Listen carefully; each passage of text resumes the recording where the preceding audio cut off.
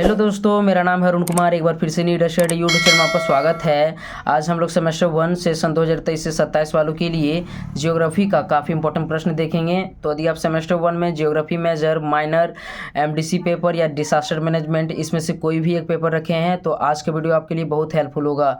इसके अलावा इस वीडियो में हम लोग 10 MCQ ऑब्जेक्टिव प्रश्न भी देखेंगे जो प्रीवियस ईयर क्वेश्चन पेपर में पूछा गया है। तो चलते हम लोग जल्दी से आज का प्रश्न देखते हैं। आज का हमारा प्रश्न है, भूकंप क्या है, इसके कारणों का वर्णन करें। भूकंप क्या है, इसके कारणों का वर्णन करें। तो सबसे पहले हम लोग इसका आंसर लिखेंगे और पहला हेडिंग हम लोग यहाँ भूकंप देंगे। इसमें हम लोग लिखेंगे भूकंप दो शब्दों भू जोड़ कंप से मिलकर बना है। भू का अर्थ है पृथ्वी और कंप का अर्थ है कांपना। तो जो भूकंप है वह दो शब्दों भू जोड़ कंप से मिलकर बना है। भू का अर्थ है भूमि या पृथ्वी और कंप का अर्थ है कांपना। तो भूकंप का क्या अर्थ हो गया? भूमि का कांपना या पृथ्वी का कांपना। अर्थात जब पृथ्वी के दो प्लेटें आपस में गति करते हुए टकराते हैं जिससे उत्पन्न कंपन भूकंप कहलाता है।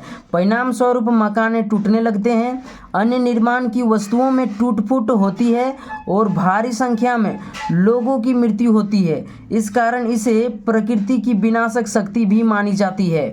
तो इसको हम लोग समझते हैं। तो जो पृथ्वी है, ठीक है, वह लगभग 7 बड़ी और 20 छोटी प्लेटों से मिलकर बनी है। तो जो भूगर्भिक प्लेटें हैं, ठीक है, वे आपस में लगातार क्या करते हैं? गति करते रहते हैं और किसी कारण से कभी एक दूसरे से टकरा जाते हैं। तो टकराने के कारण क्या होता है? कंपन उत्पन्न हो जाता है। उसी कंपन को भूकंप कहा जाता है। उसी कंपन को क्या कहा जाता है? भूकंप कहा जाता है। परिणाम स्वरूप क्या होता है? यानी कि जब भूकंप आ जाता है तो उसके कारण क्या होता है? मकानें टूटने लगते हैं। अन्य निर्माण की वस्तुएं जैसे सड़क हो गया, पुल हो गया, ये सभी क्या होने लगते हैं? टूटने लगते हैं और भारी संख्या में लोगों की मृत्यु हो जाती है। इस कारण से इसे प्रकृति की विनाशक शक्ति भी मानी जाती है। ठीक, तो यह हमारा था भूकंप का थोड़ा सा परिचय। इसको समझ गए होंगे। इसको एक बार और देख लीजिए, ठीक है, ताकि आप अच्छे से समझ जाएंगे। अब हम लोग देखते हैं कि भूकंप के कौन कौन से कारण हैं। अगला पॉइंट हमारा है भूकंप के कारण, यानी कि भूकंप किन कारणों से उत्पन्न होते हैं। तो पहला पॉइंट हमारा है प्लेटों के मध्य विवर्तनिक क्रियाएं। तो इसको देखते हैं।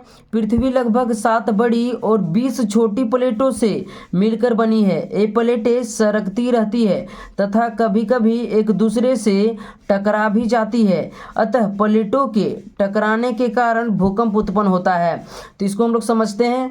तो जो पृथ्वी है लगभग 7 बड़ी और 20 छोटी प्लेटों से मिलकर बनी है। ये प्लेटें क्या होती है? लगातार गति करती रहती है और गति करने के क्रम में कभी कभी ये आपस में टकरा भी जाती है। तो जैसे ही टकराती है आसपास में क्या होता है? हलचल उत्पन्न हो जाता है, यानी कि कंपन उत्पन्न हो जाती है और इसी कंपन को भूकंप कहा जाता है।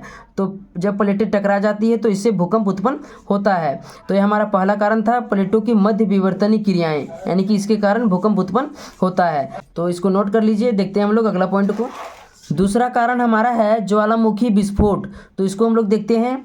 जब ज्वालामुखी विस्फोट होता है तो लावा अचानक से जल वाष्प के साथ बाहर निकलता है। परिणाम स्वरूप निकटवर्ती क्षेत्रों में कंपन उत्पन्न होती है जिसे भूकंप कहा जाता है।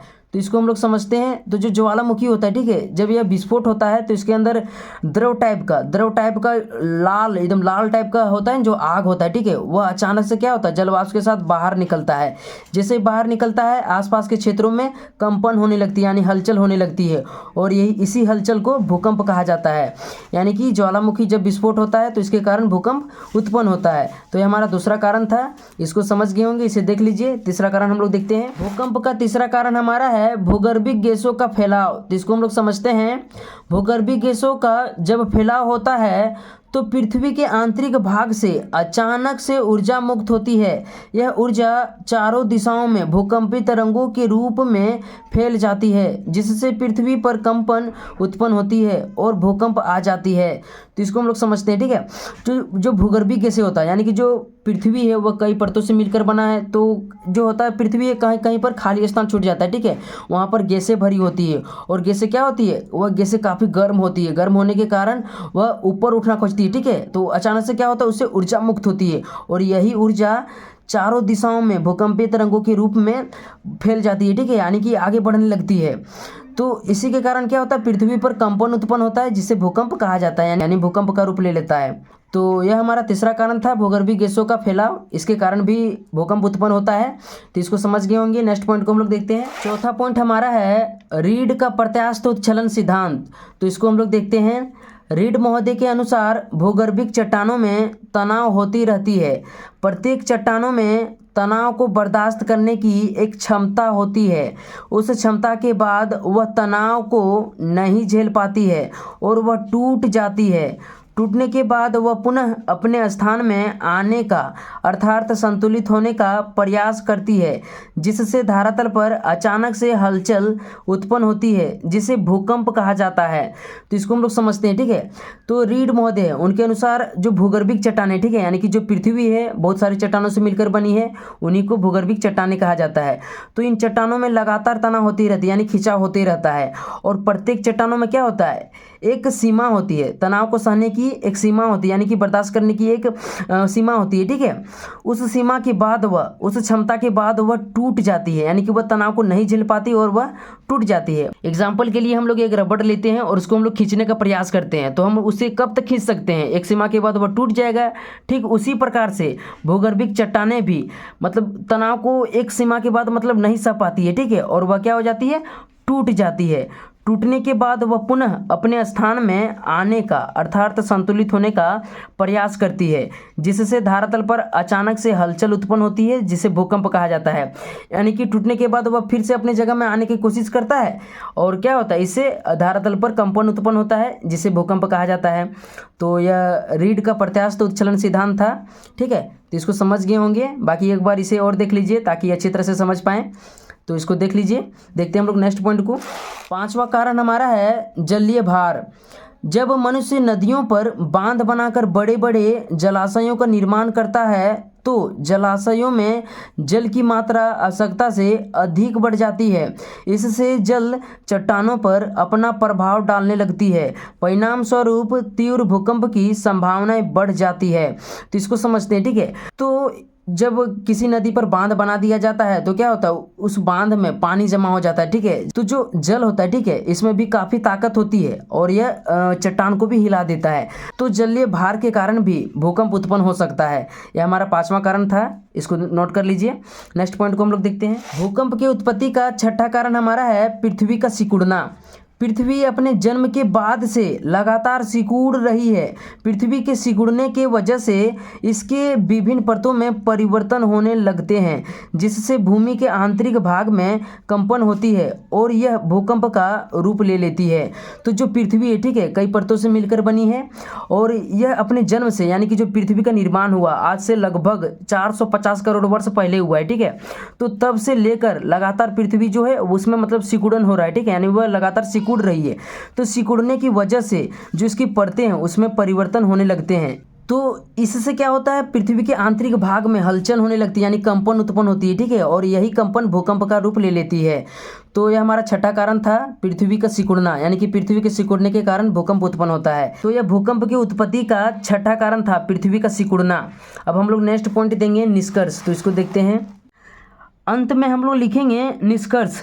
उपर्युक्त कारणों से स्पष्ट है कि भूमि का कंपन ही भूकंप है तथा ये सभी कारण किसी न किसी रूप से भूकंप की उत्पत्ति की ओर इशारा करते हैं।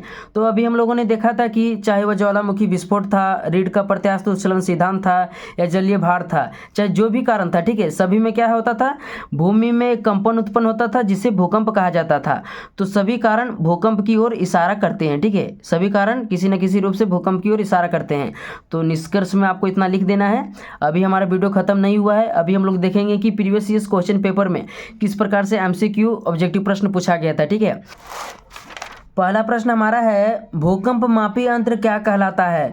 भूकंप मापी यंत्र क्या कहलाता है, तो इसका आंसर हो जाएगा सिस्मोग्राफ। तो यह काफ़ी इंपॉर्टेंट प्रश्न है जो लगातार कई वर्षों से एग्जाम में आ रहा है।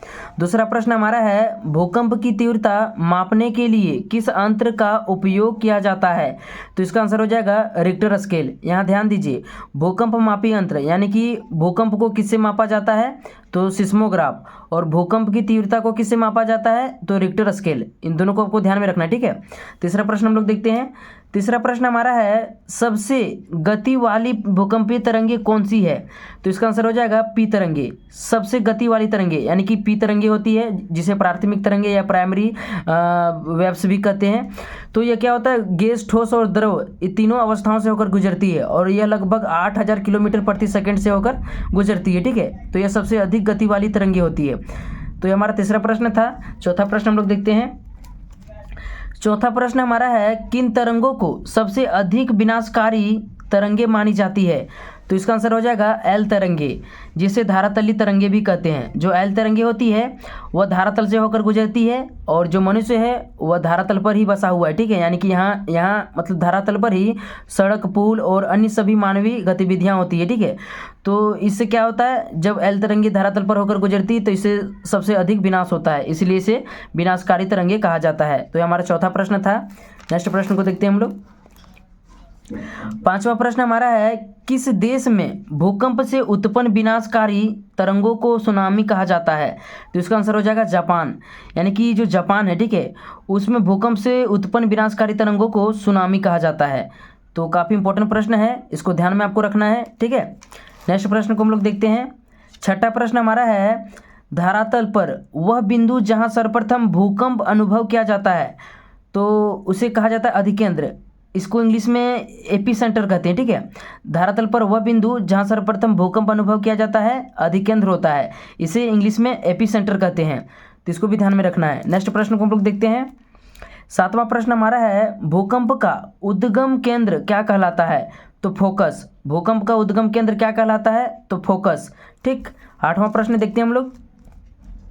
आठवां प्रश्न हमारा है 2005 में आए भूकंप का केंद्र कहाँ था? यानी कि 2005 में भूकंप किस देश में आया था? ठीक है, तो इसका आंसर हो जाएगा भारत, यानी कि इंडिया। तो इसको ध्यान में रखना है। नेक्स्ट प्रश्न को हम लोग देखते हैं। नौवां प्रश्न हमारा है भूकंप किस प्रकार का प्राकृतिक आपदा है? तो इसका आंसर हो जाएगा भूगर्भिक। तो यही इंपॉर्टेंट प्रश्न था, 9 प्रश्न था। ठीक है, तो आशा करते हैं वीडियो अच्छा लगा होगा, तो एक प्यारा सा लाइक कर दीजिए और चैनल में नहीं तो चैनल को जल्दी से सब्सक्राइब कर दीजिए। बाकी सेकंड चैनल का लिंक डिस्क्रिप्शन में है, उसको भी जाकर चेकआउट कर लीजिए ताकि आपको आगे हेल्प मिल सके। आशा करते हैं वीडियो अच्छा लगा होगा। तो मिलते हैं नेक्स्ट वीडियो में, तब तक के लिए धन्यवाद।